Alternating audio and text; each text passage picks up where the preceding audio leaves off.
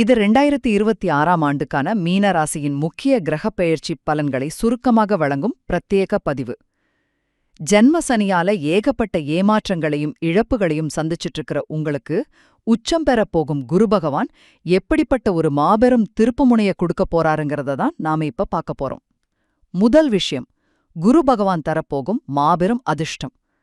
இவ்வளவு காலம் ஜென்ம சனியால உடல் ரீதியாகவும் மன ரீதியாகவும் நீங்க பட்ட கஷ்டங்களுக்கு இப்போ ஒரு விடிவு காலம் பொறந்துடுச்சு.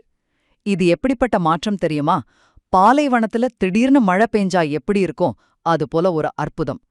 மிதுனத்திலிருந்து கடகத்துக்கு போய் குரு உச்சமடைகிறதால நீங்க இழந்த பணம், சொத்து, நிம்மதி என அனைத்தையும் திரும்ப பெறப்போற பொற்காலம் இது. இரண்டாவது விஷயம், இந்த அதிர்ஷ்டத்துக்கு நடுவுல நமக்கு தேவைப்படும் எச்சரிக்கை. குரு இவ்வளவு சக்தி வாய்ந்தவராய் இருக்கும்போது நாம ஏன் பயப்படணும்னு நீங்க கேட்கலாம். ஏன்னா உங்க பழைய தவறுகளுக்கான கணக்க சனி பகவான் கண்டிப்பா கேட்பாரு.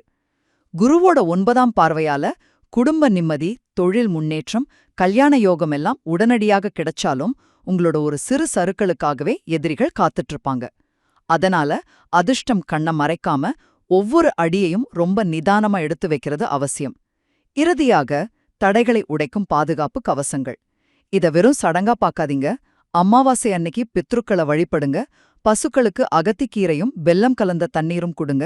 திருத்தணி பாதசரீஸ்வரர் கோவில்ல சனிக்கு நல்லெண்ணெய் அபிஷேகமும் குருவுக்கு கொண்டைக்கடல மாலையும் மஞ்சள் வஸ்திரமும் சாற்றுவது வரப்போகும் ஆபத்துகளை தடுக்கும் பாதுகாப்பு கவசமா செயல்படும். முக்கியமா பெண்கள் துரோகங்கள், நோய்கள்ல இருந்து தப்பிக்க மஞ்சள் பூசி குளிப்பதும் மஞ்சள் தானம் செய்வதும் ரொம்பவே நல்லது. 2026இல் மீனராசிக்காரர்களுக்கு குருவால இழந்ததெல்லாம் கிடைக்கும் யோகம் இருந்தாலும் பழைய கர்மாவிலிருந்து தப்பிக்க நிதானமும் முறையான மஞ்சள் வழிபாடும் கட்டாயம் தேவை.